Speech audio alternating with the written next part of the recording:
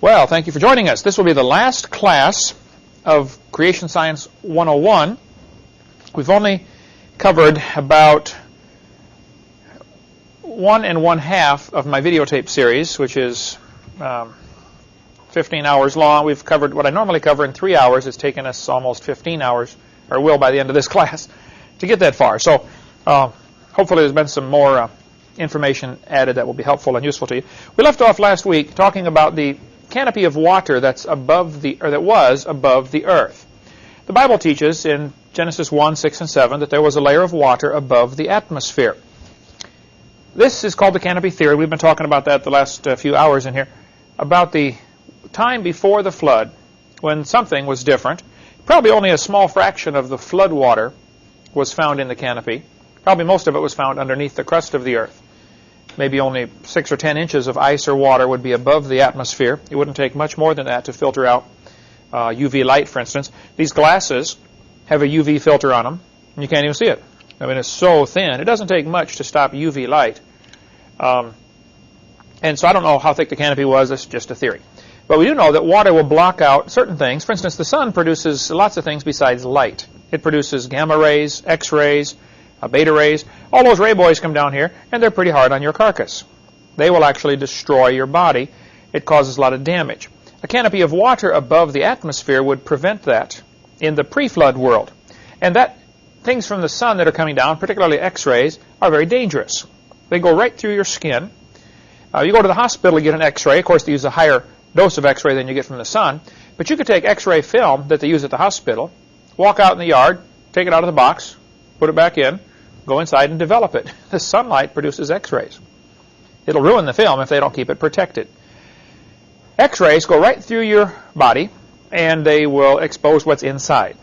X-ray machines, basically they're sending out a blast of zillions of itty-bitty tiny bullets, real small. They go right through you and make a shadow of what's inside. Sort of like a machine gun or a shotgun, blasting you full of holes. And I tell people this is why many radiologists have a negative outlook on life, because they look at this kind of stuff all day long. But your skin especially suffers from this, X-rays from the sun. Your skin gets blasted all day long, and you have 3 basic layers to the skin, the dermis, epidermis, and subcutaneous, where the fat is stored. X-rays go blasting through your skin and blow it full of holes, and your body must fix the damage. And it happens, all day. Millions of cells have to be replaced because of damage from the sun. And the more exposure to the sun you get, the more damage you cause to your skin. And after 50 or 60 or 70 years, your skin begins to lose the war. It can't keep up with the damage, and pretty soon everybody starts to notice you are losing the war. As your skin begins to wrinkle up, this is one of the primary causes of aging and wrinkling, is this damage from the sun. There's other causes involved, like the damage that's now happening to the plants that we're eating. Not only are we being exposed to sunlight since the flood's been over, being exposed to a different kind of sunlight, our plants are being exposed to a different kind of sunlight, so they're also not having the nutritional value that they used to have. Anyway, concrete will stop X-rays, lead stops X-rays, and water stops X-rays. Several other things stop them. And if there was a layer of water above the earth before the flood, that would explain why people lived so long. Before the flood, they lived an average of 912 years. That's a long time. It's also one of the quiz questions. What was the average? It'll actually end up on the final exam.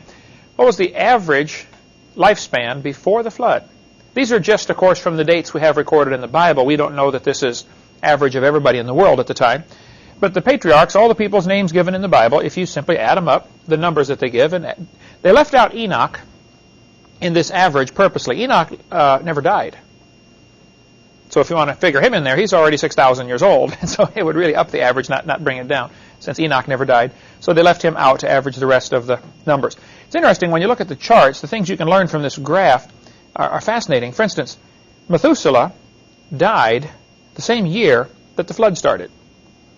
There's all sorts of good preaching goes on about this topic. I don't know how much of it is provable, but it's very interesting. Enoch was Methuselah's daddy. Apparently, God told these people what to name their children, because the names of these 10 patriarchs here have a message that it spells out. I forget what the message is now, but it's in Henry Morris's book. It's in the Defender's Bible, as a matter of fact. I should have looked that up before class. But you can get it the 10 names have meanings. Methuselah means, when he dies, it shall come. Now picture yourself as Enoch. You have a baby boy named, and you don't know what to name him yet, and you and your wife are discussing, what do we name this kid? And the Lord impresses on your heart to name him Methuselah. When he dies, it shall come. So Enoch is holding his baby thinking, Lord, why do you want him named Methuselah? When he dies, what shall come? The end of the world?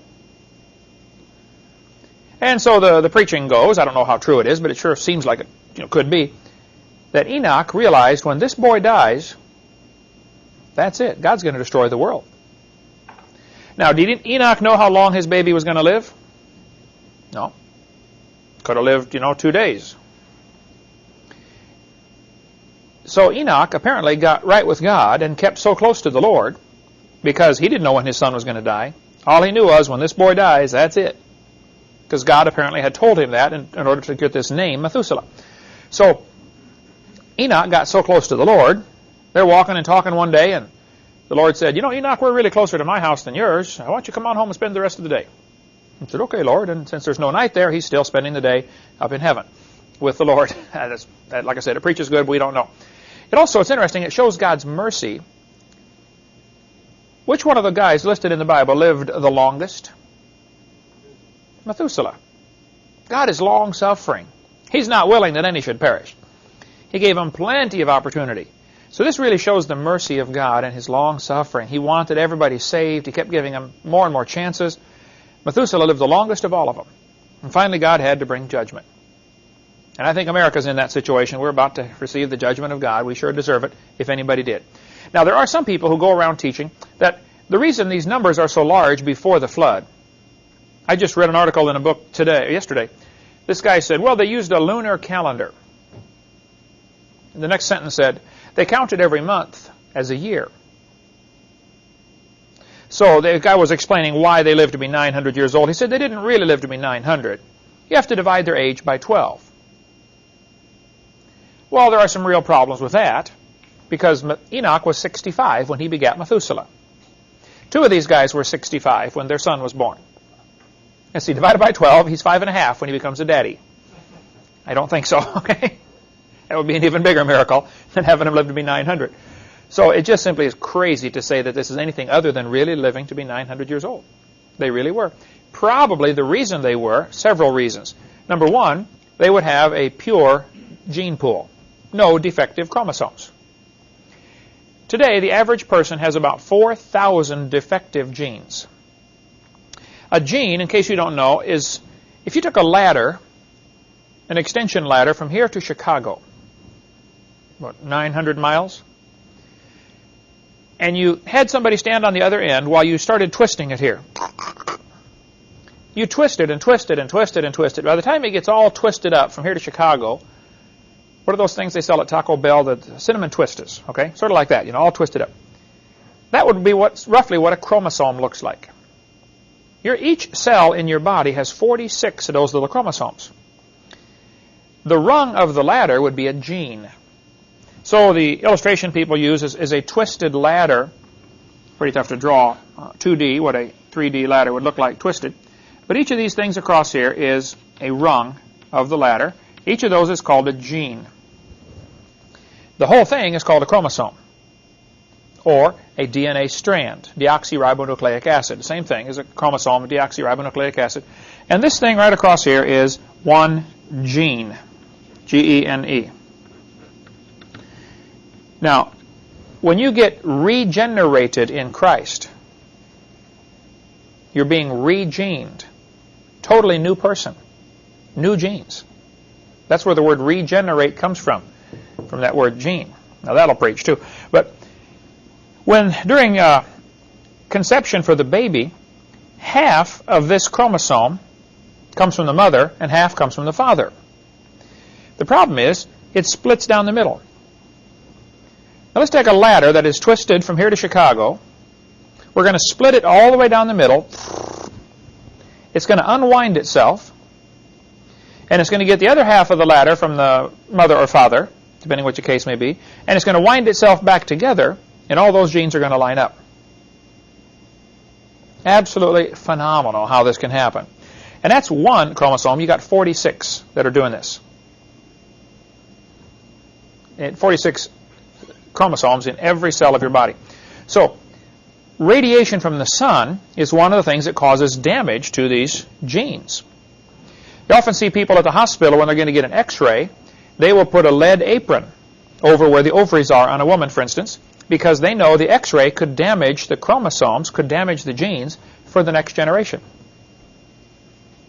Many things can damage this, and so they try to be very sensitive to not create damage to this. But one of the reasons they lived to be 900 before the flood was they had a pure gene pool. No genetic load. You've got about 4,000 of these genes in your gene code that are defective. Sort of like a computer program where something's wrong.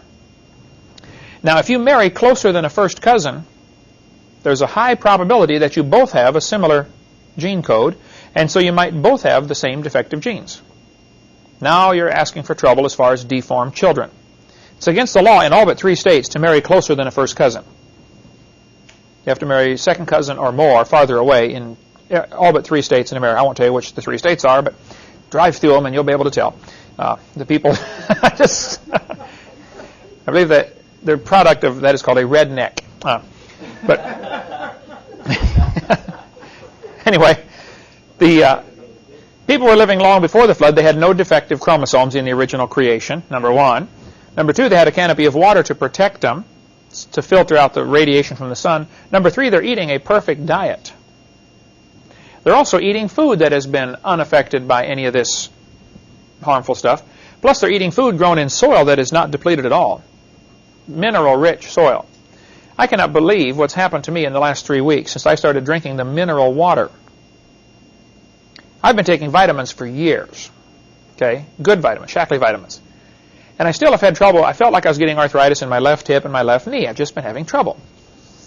And it just hurts, when I move it sometime. And a chiropractor friend of mine said, "Are you taking minerals?" I said, "Well, I guess not. I take all sorts of vitamins." He said, "Oh, well, your body can't absorb vitamins very well unless you also have these minerals." And so I started drinking this couple ounces of this mineral stuff. To describe it as tasting like weak tea would be an exaggeration. It doesn't taste real good. Not real bad, but it's just, it's all right. Anyway, I drink it every day. And all I can say is I feel so much better. It is really helping. And I'm not selling the stuff. I'm not trying to sell it. I'm just saying it works. I think in the original creation, they had perfect food supply, perfect atmosphere to breathe, no genetic load. They had probably several reasons why they were living to be 900 years old. And they really were. Plus, they were probably getting bigger.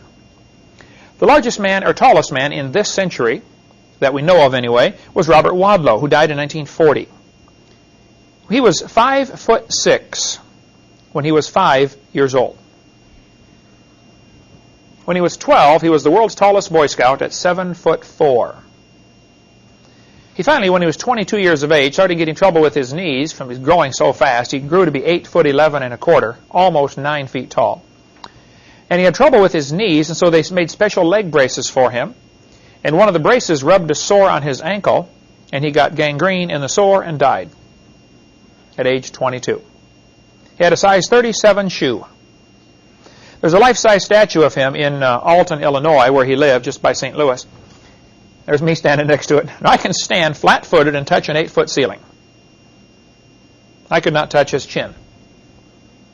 There's Robert next to his brother and his dad. He was a big boy. He weighed 500 pounds. He doesn't look very fat, does he? He's a big fella. I think before the flood, they were bigger than that.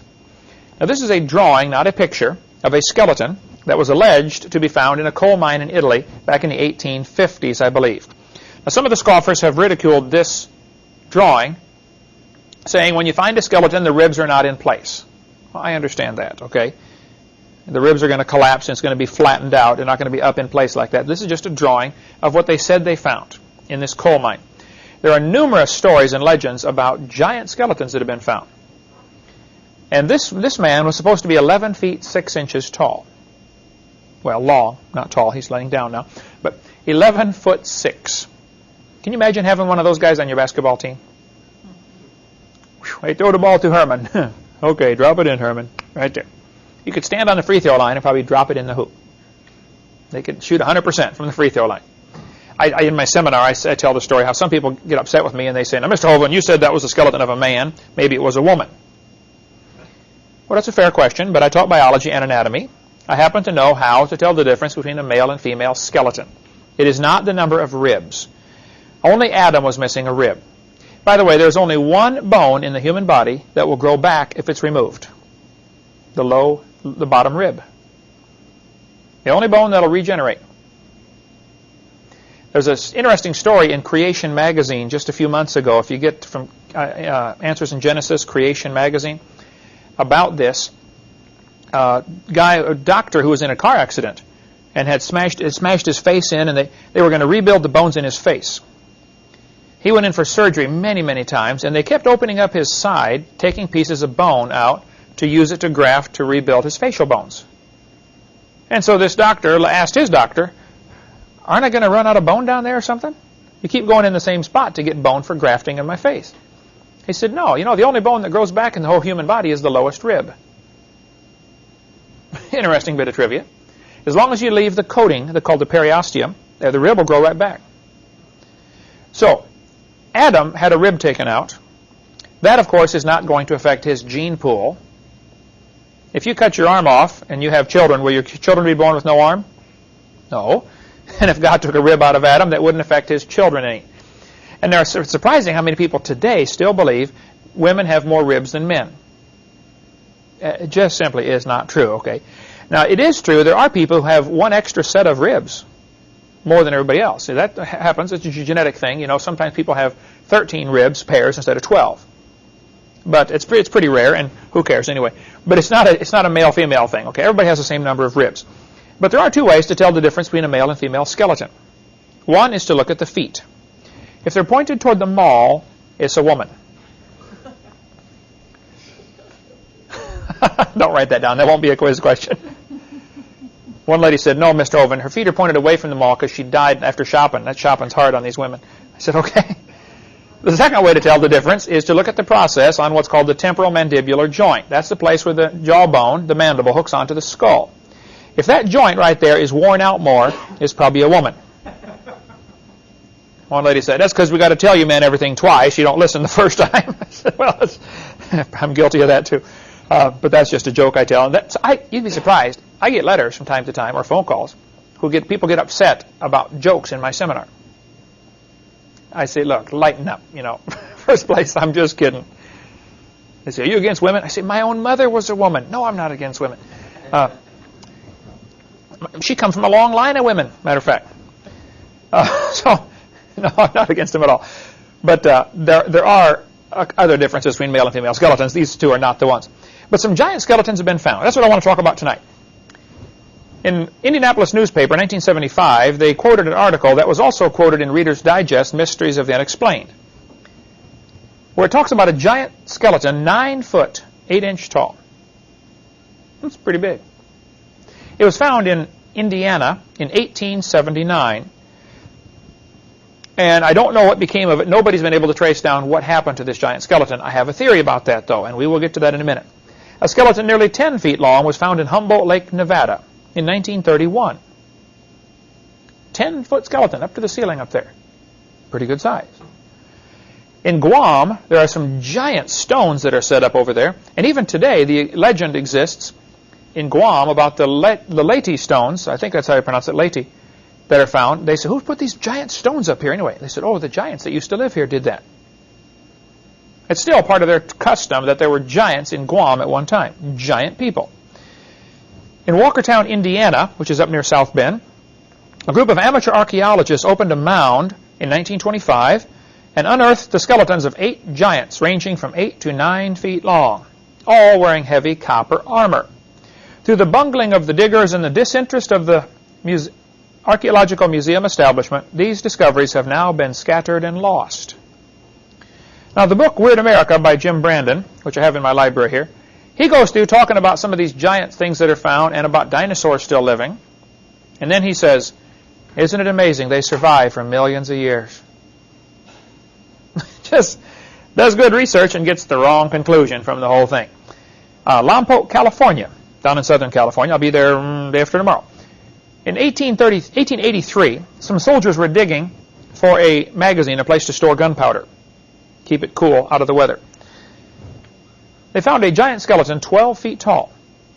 The Indians in that area, this was still during the time of a lot of Indians, you know, Indian wars even going on in 1880, they got upset because they had disturbed a grave.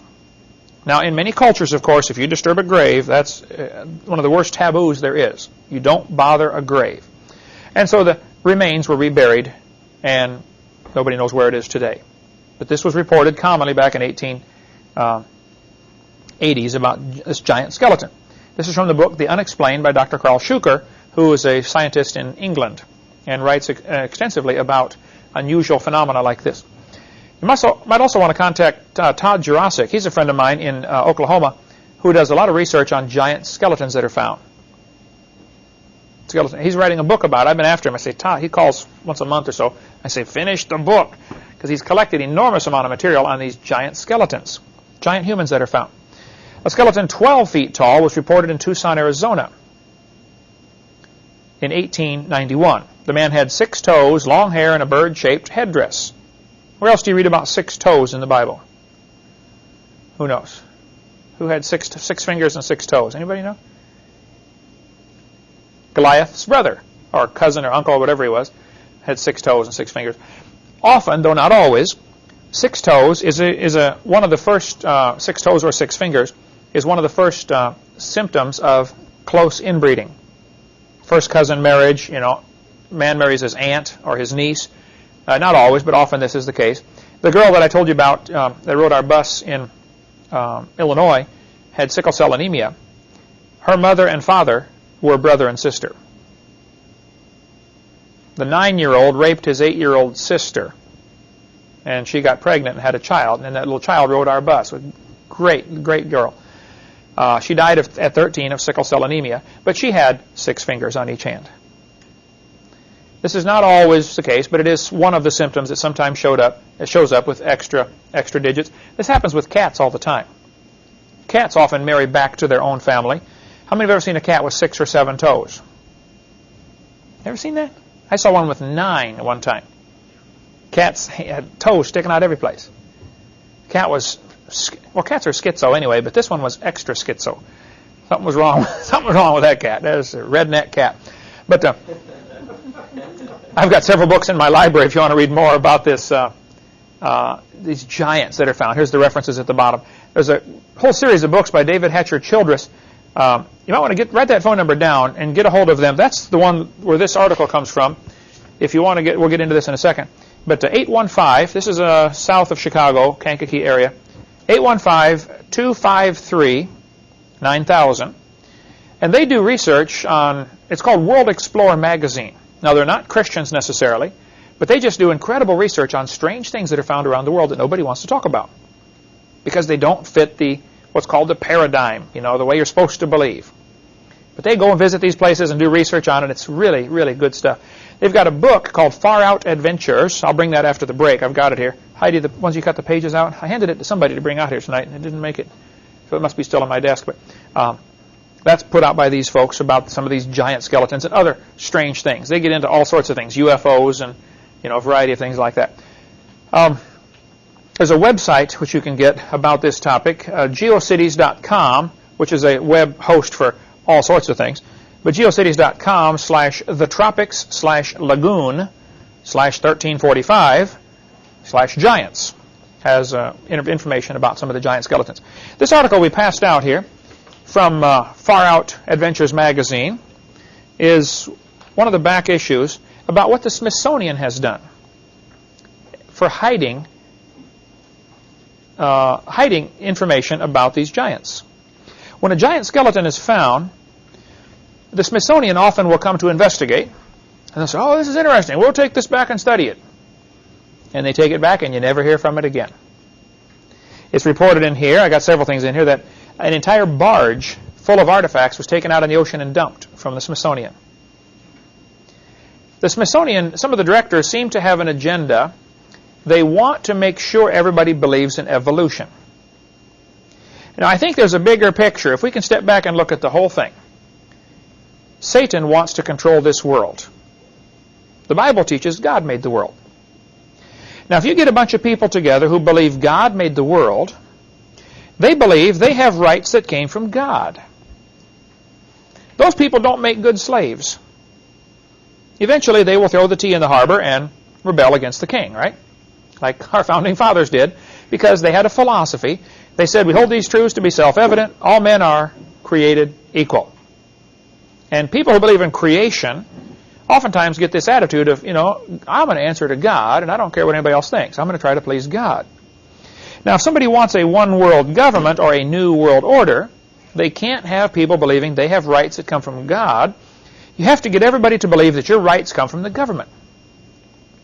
And so evolution is a foundation philosophy for communism, socialism, Marxism, Nazism. If you want people to believe government is supreme, evolution goes along with that attitude. But if you want people to believe that God is supreme and laws come from God, then creation is the foundation for that thinking. And I believe there are many folks in this country in high places with lots of money who really want a one-world government. They have most of the money. They would like the rest of it. And so they want everybody to be their slaves. And they want to be the elite, and we will be the rice farmers, those that they allow to live, however many that's going to be, whatever they need, And so there's a real strong push among some of these institutions like Smithsonian, and probably everybody that works there doesn't know this and maybe doesn't care. But there are certainly some who would say, look, we want people to believe in evolution theory. This is the world view we're going to push. And anything that goes against this theory, we'll just have to, get rid of that information.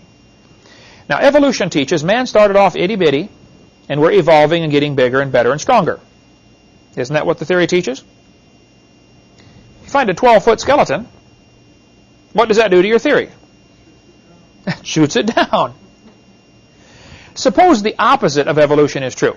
Suppose we were made in God's image. Let's just suppose now, okay? Suppose Adam and everybody back here was 12 feet tall. If you're 12 feet tall, how fast could you run? In a perfect environment, 30% oxygen, perfect food supply. You don't need a car.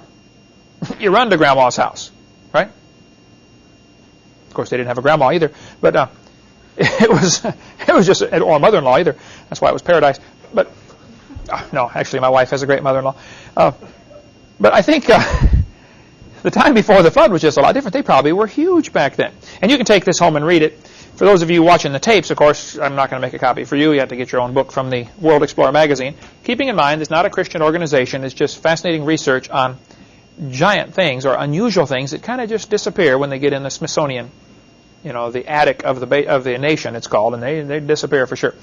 Right now, in Lovelock, Nevada, in Lovelock Cave, in 1911, they found this giant human skull. The person that had this skull would have probably been 10 feet tall, assuming normal body proportions. The skull is still there on display in Winnemucca, Nevada. If you're ever driving across Nevada, stop in, because there's nothing else to see when you drive across Nevada. You might as well stop in Winnemucca if you get close. But there's this massive human skull. Your second bone down in your thumb, all these bones are called phalanges in your fingers and thumb. The second one down is shown right here on this picture. On top is a normal-size human phalange, thumb bone. Underneath, Ron Wyatt, a friend of mine, who died about a year ago, he is holding a giant human thumb bone. This giant human thumb bone was part of an entire skeleton, obviously. This was found right near Mount Ararat. Now, Ron told me the whole story before he died. You can call Richard Reeves, see phone number right there. Richard took over for Ron when he died. Richard's number is 931-486-0557, and listen to the story. But Ron said that they were exploring around the area where Noah's Ark is in Turkey. He's been over there bunches of times doing research over there about Noah's Ark. And they found this large stone. It was very, very faded, but they could make out an image on there. He said there were two stones, apparently gravestones. One of the stones had what looked like a boat carved in there with a bow over the top of it, apparently symbolizing the rainbow over Noah's Ark. Walking away from the boat, there were 2 big people and 6 small people. One of the big people had their eyes closed. So they assume this is symbolism for this is the grave of one of the big people on Noah's Ark. The other tombstone had both of the big people's eyes closed. So they're assuming, hey, this is Noah's grave, this is Mrs. Noah's grave. Now, in that culture, Islamic, you don't disturb a grave. But they did. They dug it up. The coffin was over 12 feet long. The skeleton inside was 12 feet tall, assuming it was Mrs. Noah. Inside were all sorts of jewels.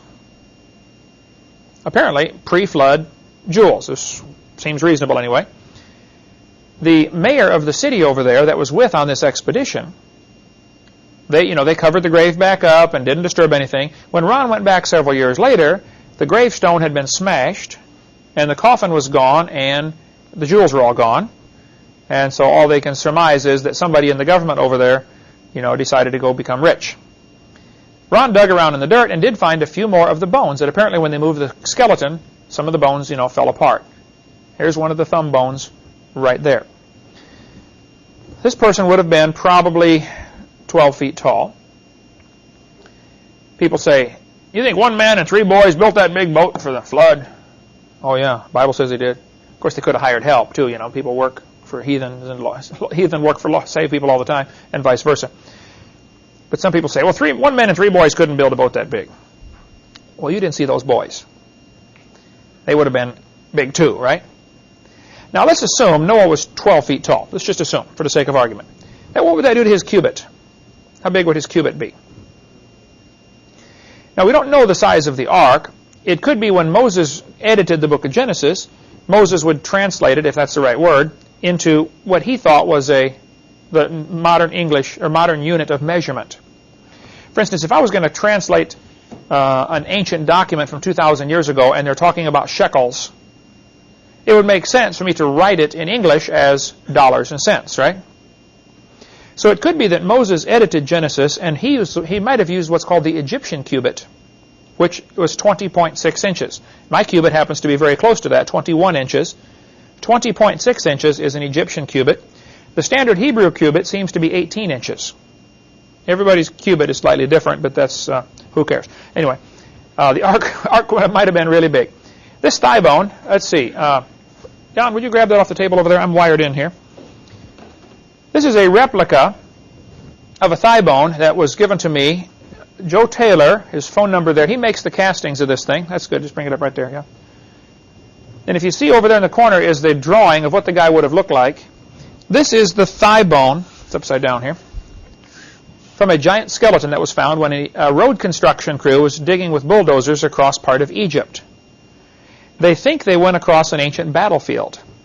They don't know. There's all kinds of skeletons out there. This guy would have been about 13 feet tall, if proportions hold true.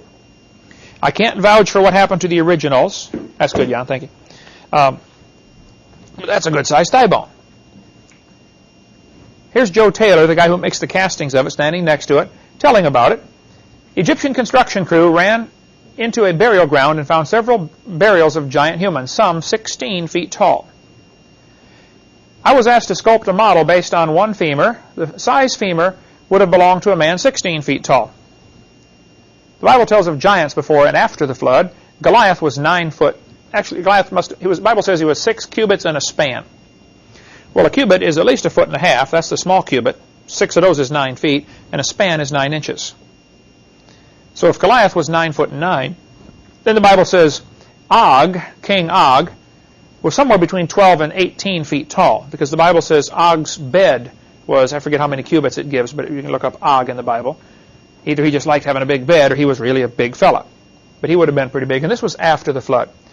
Giant skeletons have been found in Texas, Arizona, Europe, Ohio, and in the Bible lands. There are giant bones in rocks supposed to be hundreds of millions of years old.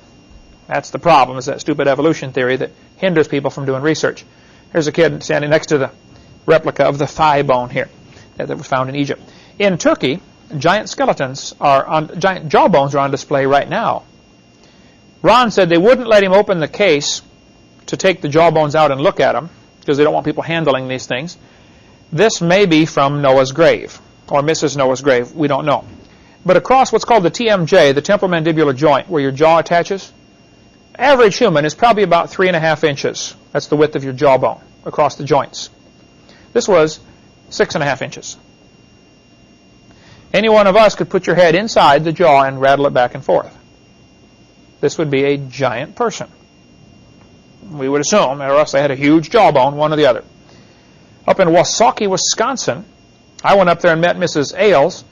She owns the resort where some giant bones were found. This is in Wisconsin. We'll talk about that right after the break when we get back. Talk about some more of the giants that are found. Let's take a few-minute break here. Let's finish up talking about some of the giants that are found from apparently pre-flood times and probably shortly after the flood. I was up in Wisconsin. I heard about this article in the newspaper back in 1904 of a giant, several giant skeletons that were found inside an Indian burial mound.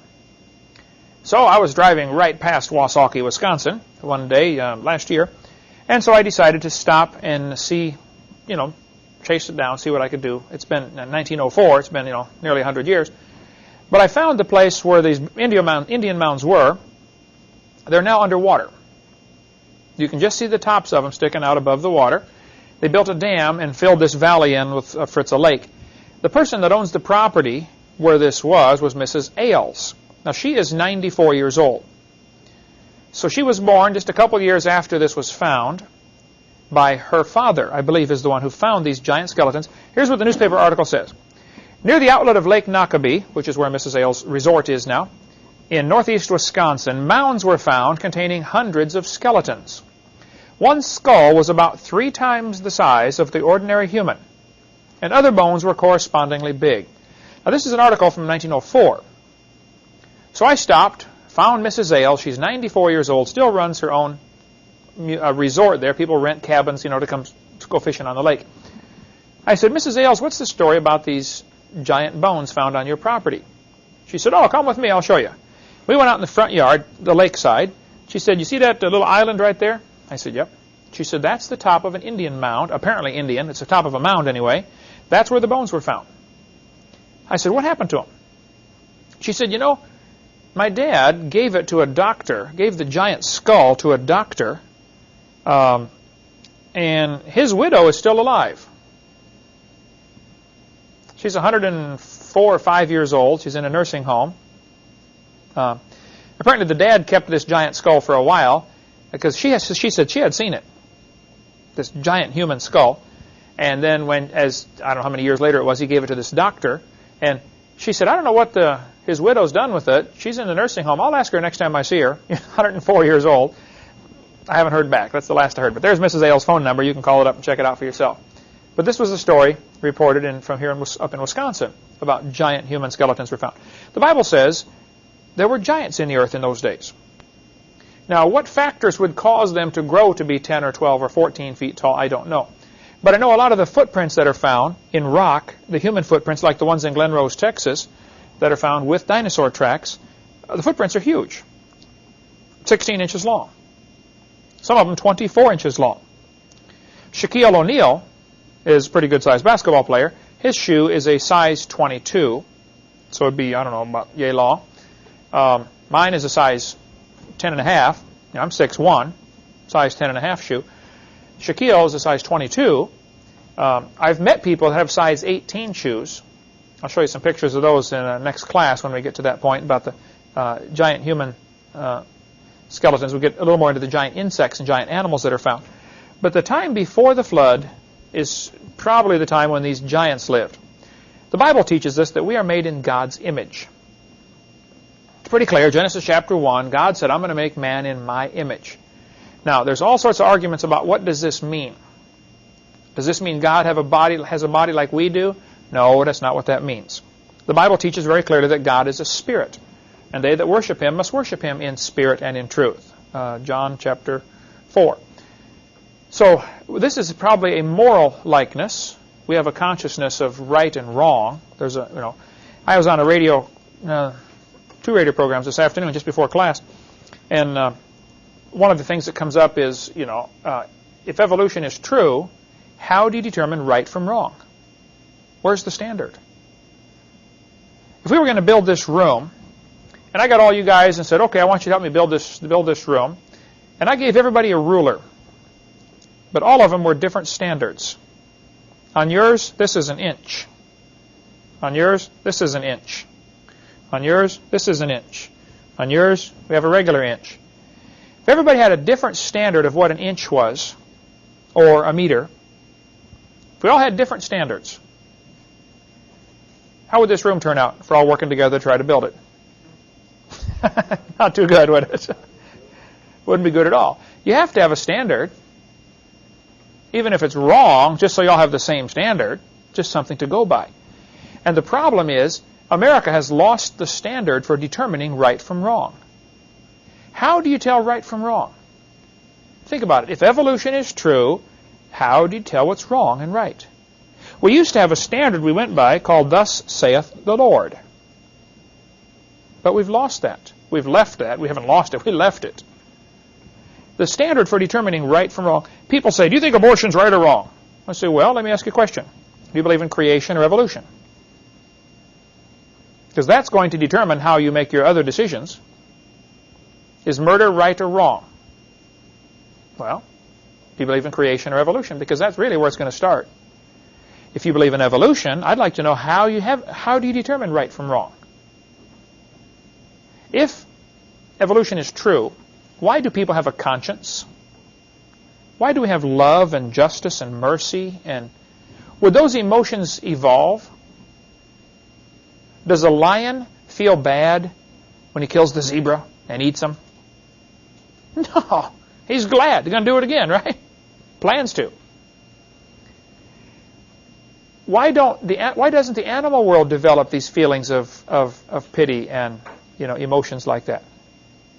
If evolution is true, if evolution is really true, then no humans should be alive today that have feelings of love and justice and mercy and pity.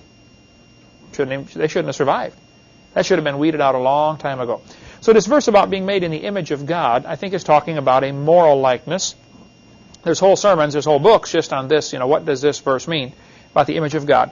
But here, the Bible teaches we're made in God's image, and the textbooks teach the kids, this is Grandpa. Right? How many of you learned about cavemen when you were in school, about us coming from an ape-like creature of some kind? So what about these cavemen? The kids are taught this in school. They're taught we came from an ape-like ancestor. Is it possible for an ape to turn to a human?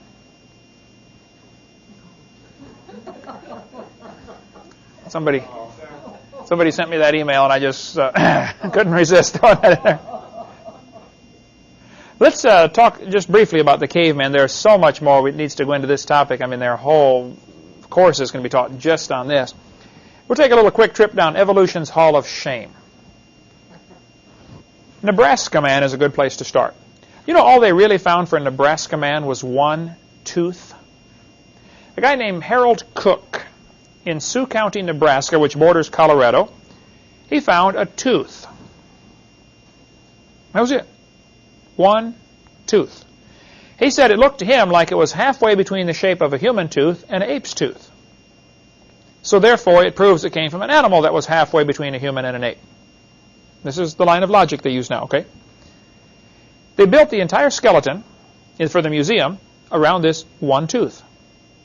They said, well, if the tooth is shaped like this, the jaw must be shaped like this. And if the jaw's like that, that would fit a head like this. And if the head like that, then it'd fit the body.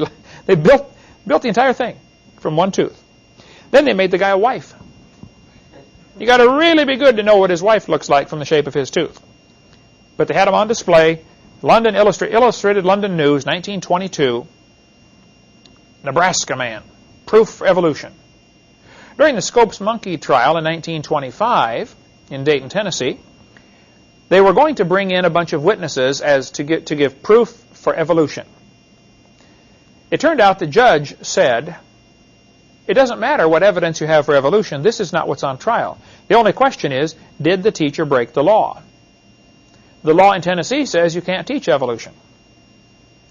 So I don't want you bringing in evidence for evolution. That doesn't matter whether there's evidence for it. The question is, did he break the law? That was the question. So even though these evolutionists had these grandiose plans of making a big deal out of using this case to bring all their evidence for evolution in, the judge disallowed anything. He said, I don't care about the evidence for evolution. It doesn't matter, because that's not what's on trial here.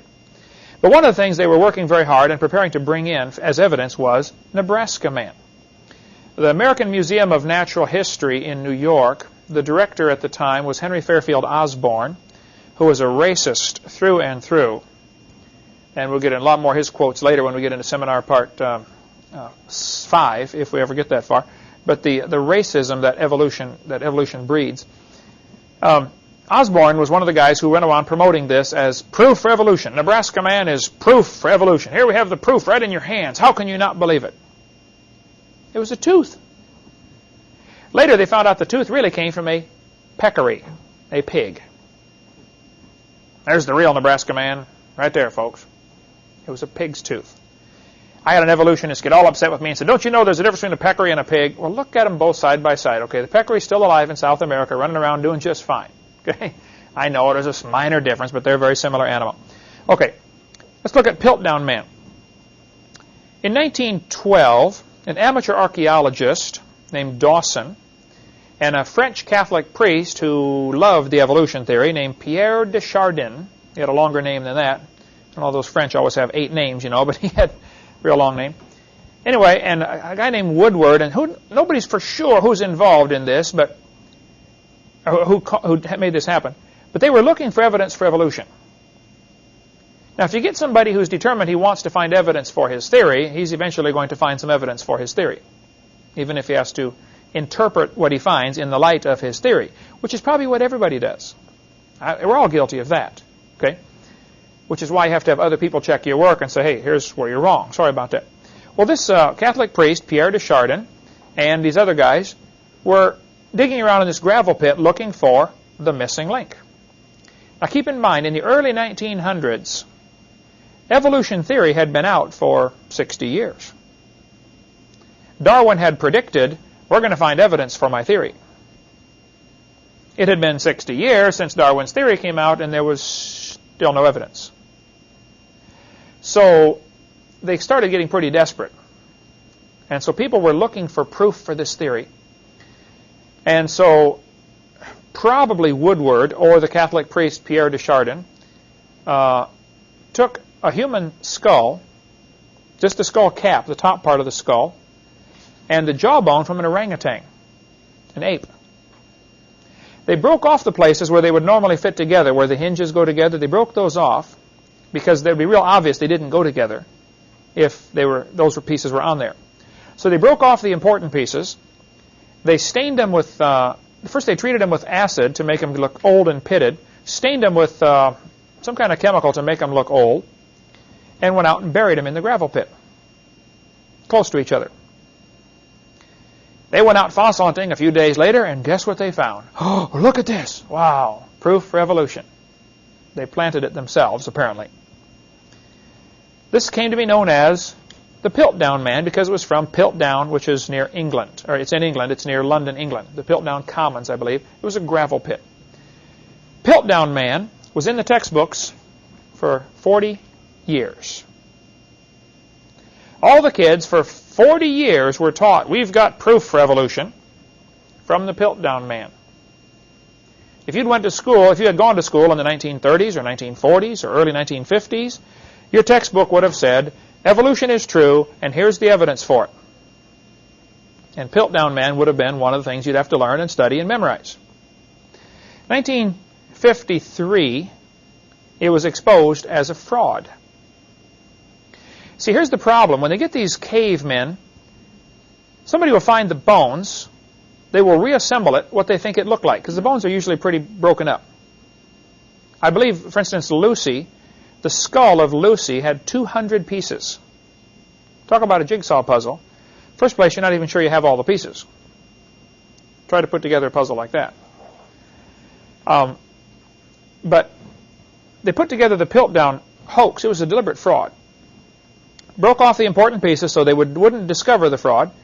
Then they made castings of those pieces, make a replica. Now, the replicas go out to museums all over the world. The real bones are kept locked in a vault where nobody can even look at them.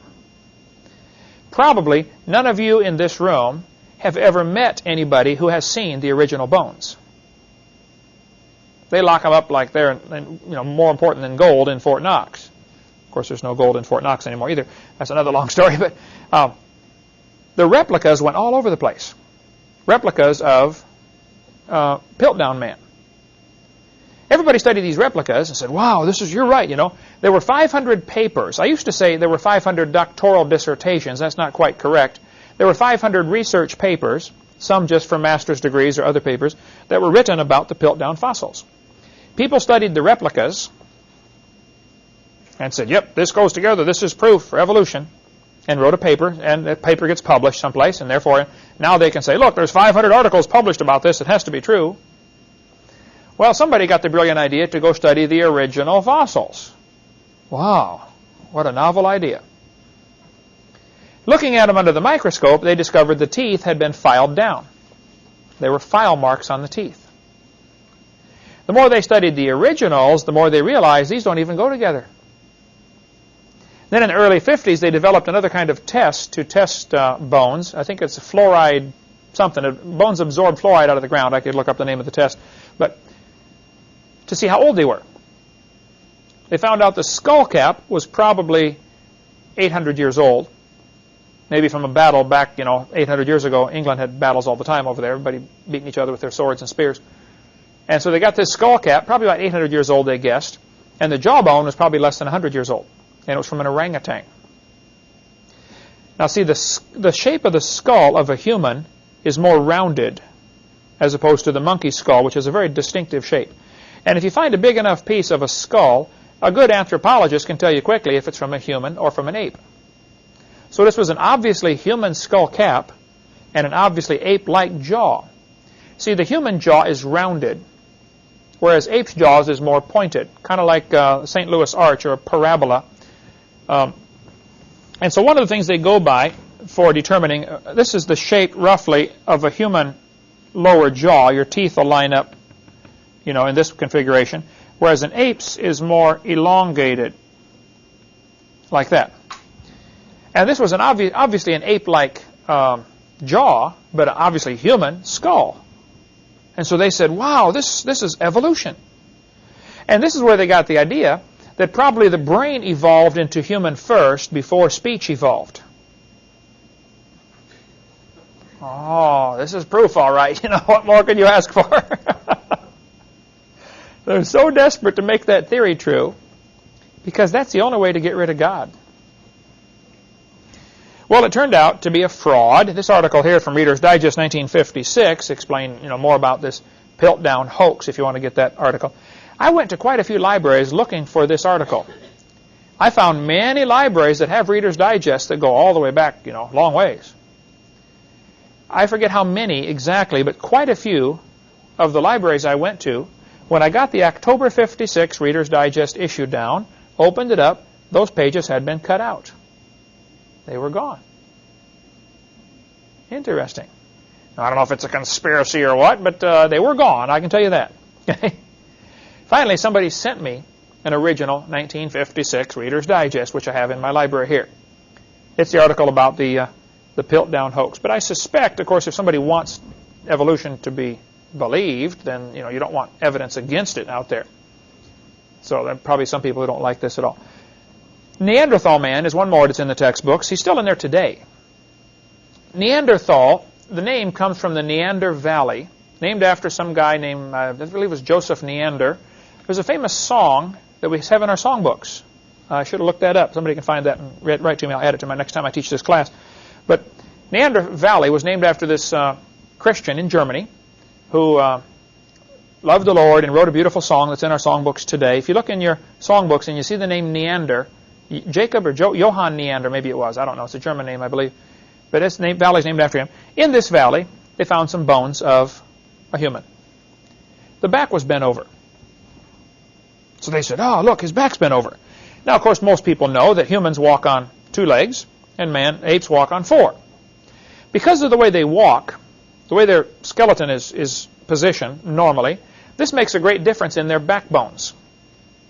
The vertebrae in your back, for instance, in between every vertebrae, there's a cartilage pad, a disc, okay? Because your backbone is under pressure this way most of the time, each of the bones is dished out to keep that pad in the center. If an animal normally walks with what's called a horizontal backbone, like an elephant or a dog, their backbone is this direction.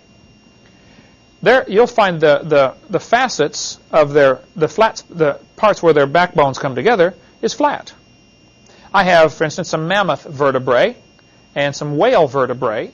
Now, both of those would have a horizontal backbone, and the vertebrae are flat on the places where they come together because they're not under compression this way. They're under strain this way from the flexing. Who cares? Apes walk on four legs. This changes two things. This changes the configuration of their backbone. It also changes the place where the nerve from the backbone enters the head. If you're walking upright, your head is perpendicular to your backbone. So the hole going into your skull is in a different position than an ape or a dog or most any other animal that walks on four legs. The hole where the brain stem goes in is farther back, the position of this hole into the head. And so they can tell by the shape, by the position of the hole into the head, roughly how the person's head was attached. Now, I've seen some people that their normal standing position is with their head way out here. Right? Not kyphosis. Yeah, kyphosis. Head drifted forward like that. So I'm sure even among people, there's a great range of where the hole is going into your skull. But Neanderthal man was listed as a missing link because the back was curved over. Well, they found out about 50 years ago it's because he had arthritis. That's why his back is curved over. It wasn't a part human, part ape. It had arthritis. It was deformed by a disease of some kind, or rickets. But Neanderthal man is still in the textbooks today. Now, there's an excellent book if you want to get into the study of the caveman, and I recommend you do that if you're going to be a testimony to other people. We sell this book through our ministry called Buried Alive by Jack Cawazzo. Jack Cawazzo is a dentist in, I believe, New Jersey. He lives up in New England area, or northeast someplace. He went to France and Germany and studied the original bones.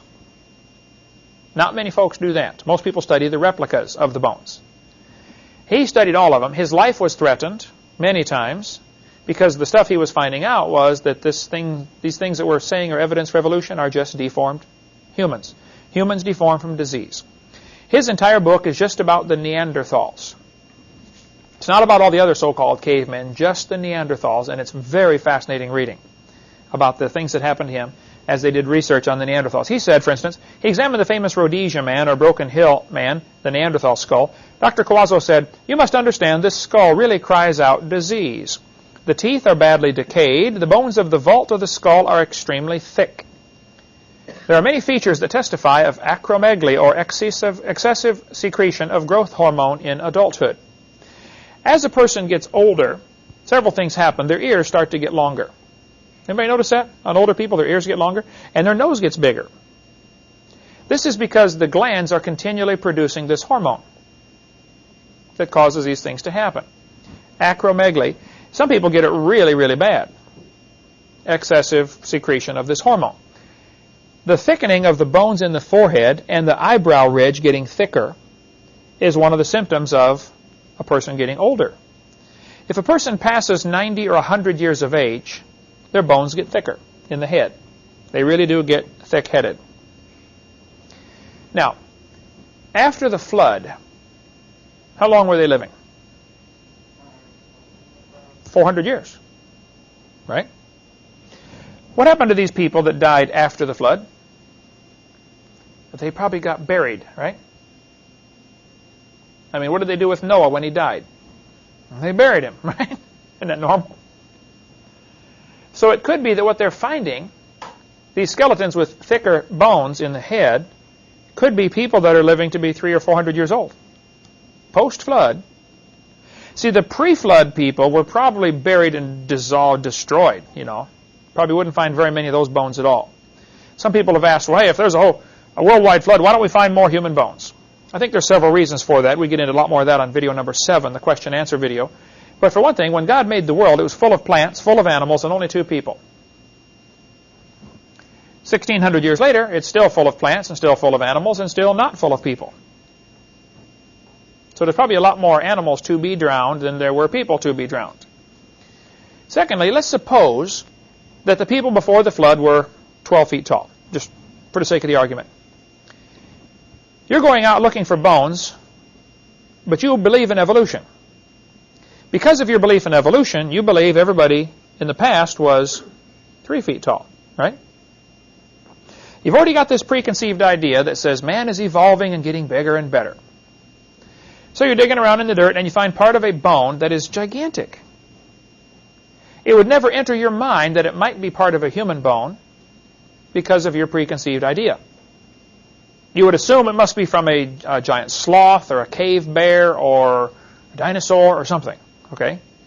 There's no telling how many bones have been misidentified because of the preconceived idea of evolution, as opposed to doing research from a creation perspective when things start to make a lot more sense.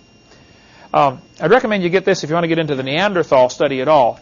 It's a fascinating book on the Neanderthals. They still list him today in the textbooks as one of the proofs for evolution, when it's just a normal human deformed by disease.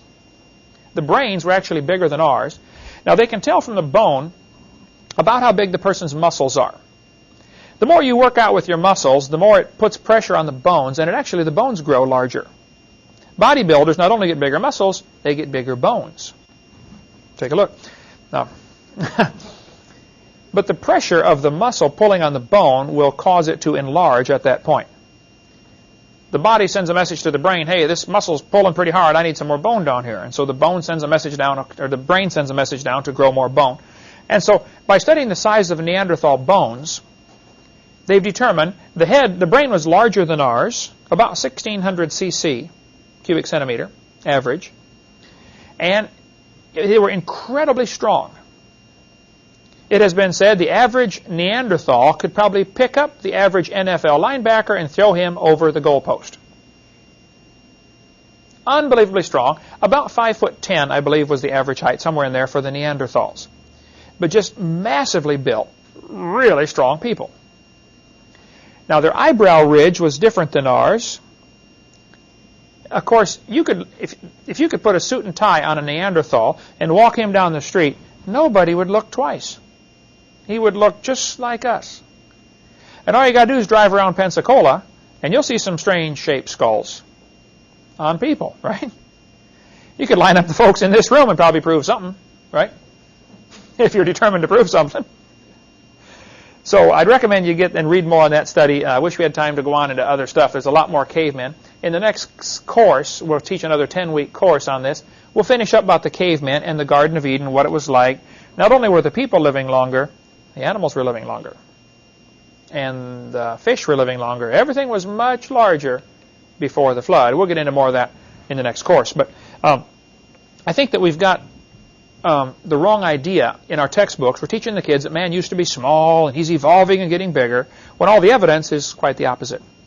And there are some folks like Smithsonian and some professors in universities who don't want kids to be exposed to any evidence against their theory. And so there is a real battle going on. And I hope you enjoy studying all that. If you have some people who've gone to anthropology class at the university and they've been taught evolution, you might want to get them this book, Buried Alive, or another one we'll get into next time called Bones of Contention, which is a tremendous book about all of the so-called cavemen. It's got a chapter on Neanderthals and a chapter on Lucy and a chapter on other ones, but we'll get into that later. We offer that through our ministry. Okay, God made a perfect world. Why? Well, he must have wanted our fellowship or something. I don't know. He wants us to love him. But he gave man a free choice. He had to do that, I think. Of course, God doesn't have to do anything, but I believe he did that because he could have made us robots, right? He could have made us like a computer or a tape recorder. You can speak into a tape recorder. I love you, I love you, I love you, and play it back. I love you, I love you, I love you. Ah, thank you, thank you. Doesn't mean anything, does it? You know, my wife is 5 foot tall. I'm 6'1". I can come home and grab her around the throat and say, you tell me you love me. Well, what's her choice, you know? It doesn't mean anything, though, does it? It's a lot better when I come home and she says, "Hi, dear. I sure love you." Wow. See, she doesn't have to. She wants to. And we don't have to serve God. If you don't want to serve God, you don't have to. He's not going to make you. He gave you a free choice. Now, when we do decide to serve God, now that means something. So if he would have just said, "Everybody serve God," well, okay, he could have done that, programmed us. But I think it was wise for him to give us that freedom of choice. And they chose the wrong thing. They chose to disobey.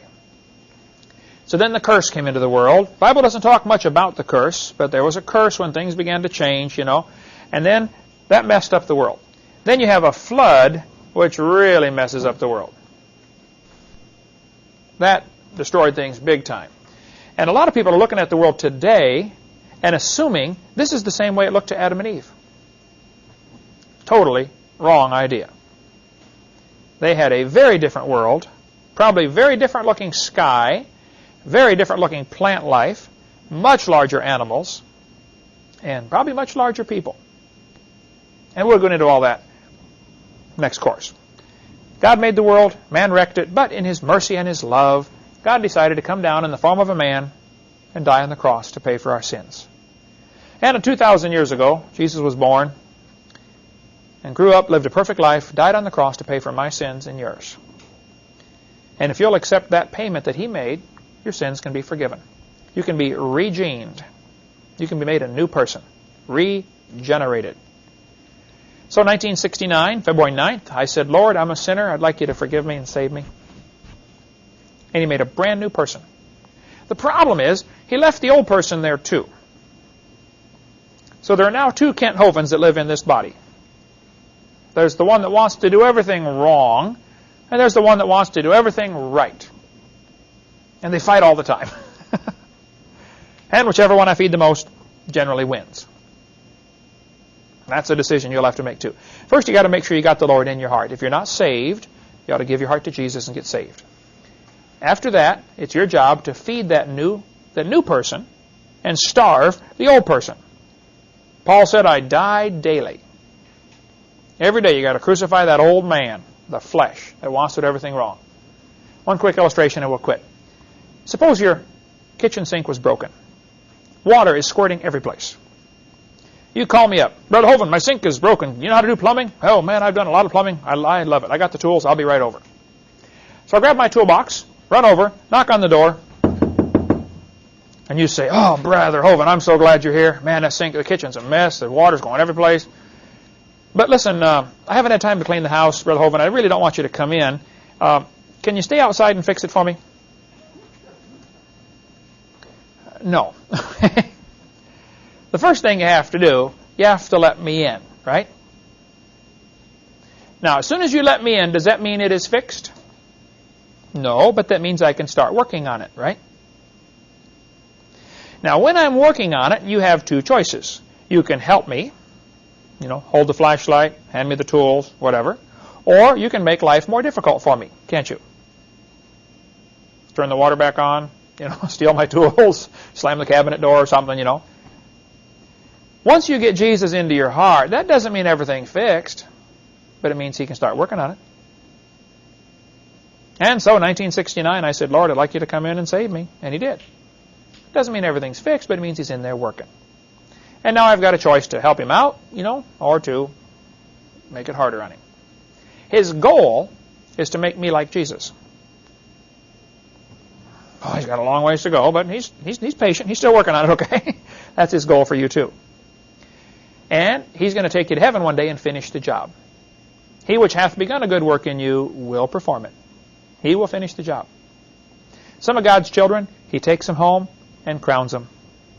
Others, he crowns them and takes them home. "Oh, a child of God, you're not acting like one. Why don't you come on home up here? I keep a better eye on you, and take you on home to heaven." So I think that's what happens. Okay, we'll get into much more about the creation later. It looks like at the rate we're going, this course is going to be several more courses before we finish the whole seminar. I want you to feel free to ask any questions you have. You folks watching the videotape, feel free to call. I get lots of emails and letters. It's much faster if you just pick up the phone and call. I'm usually in the office Wednesday, Thursday, Friday, and we'll be glad to take your call and answer any questions I can. Thank you so much. Hope you had a good time in the course.